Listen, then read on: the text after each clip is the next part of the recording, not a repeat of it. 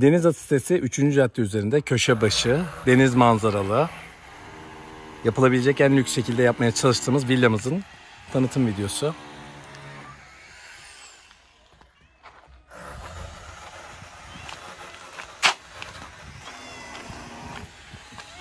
...35 metrekare verandasıyla sitenin hemen hemen en büyük verandalarından bir tanesine sahip. 60'a 120 birinci sınıf kaymaz yer seramikleri kullanıldı. Verandaya bir TV hattı çekildi. Yine çok güzel bir barbekü yaptık.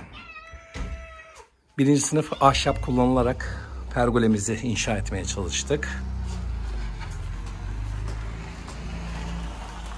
Evimiz 3+1.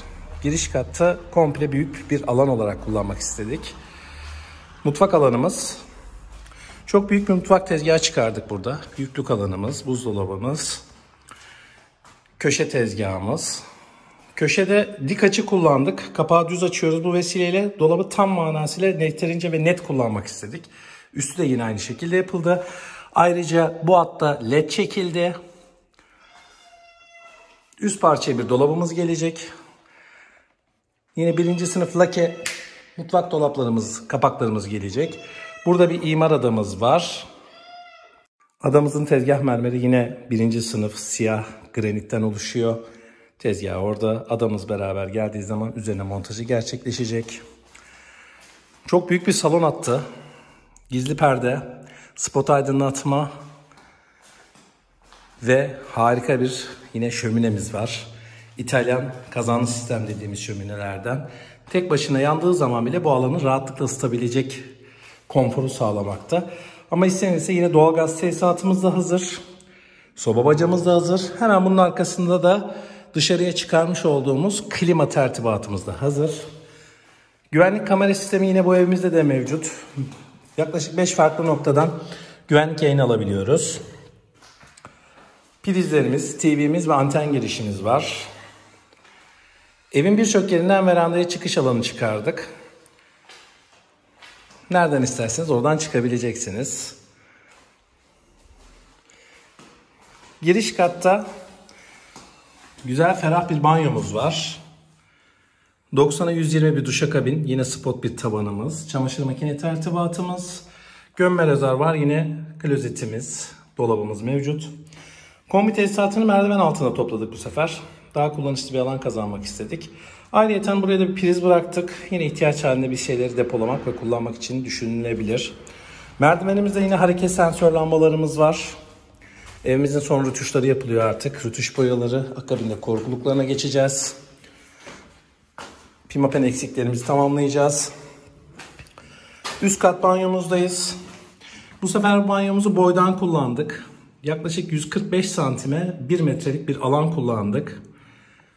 Yine gömme rezervuar WC'miz ve Aquanil banyo dolabımız var.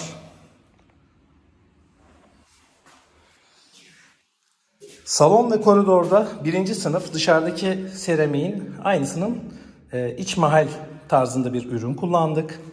Çok kaliteli bir ürün. Üst kattaki yatak odalarımızdan birincisi. Yine bu odamızda da TV ve anten girişi mevcut. Balkon çıkışı mevcut ve Fransızımız var.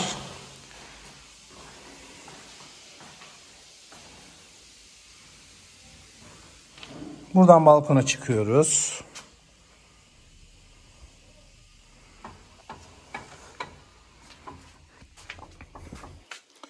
Yine balkonumuzda burada bir priz alanı bıraktık. Musluğumuz ve giderimiz mevcut. Mükemmel bir deniz manzarası var. Bu manzarayı kaybetme şansınız yok. Çünkü en alt ada yeşil alan ve otopark alanı olarak geçiyor. Önünüze yapılacak evler zaten bu hizada olacağı için şu manzaranın kapanma şansı mümkün değil, yok. Merdiven kovasına bu sefer hareketli bir karolajlı pen kullanmayı düşündük.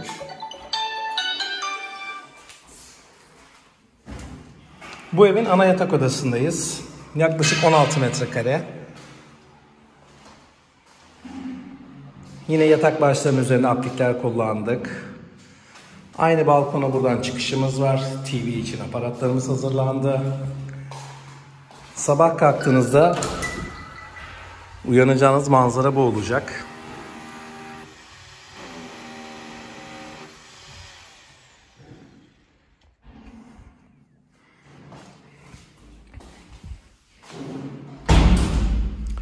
Birinci sınıf lake kapılar, lake mutfak dolabı. Yani hakikaten birinci sınıf her şeyi düşünmeye çalıştık bu evimizde de. Ve 3. yatak odamızdayız. Daha küt bir oda burası. Yatak başına prizlerini koyduk. Yatak başındaki camı yükselttik. Yatak başı kurtarsın diye. Şurada gömme dolabı için bir alan kazandık. Çift cephe ışık alan bir odamız ve kendine ait muhteşem bir balkonu var. Bu balkondan da hem Karabük manzarası söz konusu, hem yine bizim denizimiz ve kumsalımız görünüyor. Çok iyi bir lokasyonumuz var. Evin 4 tarafında bahçelerimiz, yeşil alanlarımız var. Toprağa atıldı, serildi. Alacak arkadaşımızın tasarımına göre dizayn edilebilecek duruma getirildi. Sokak lambası aydınlatmalarımız takıldı. Hepsi çalışır durumda.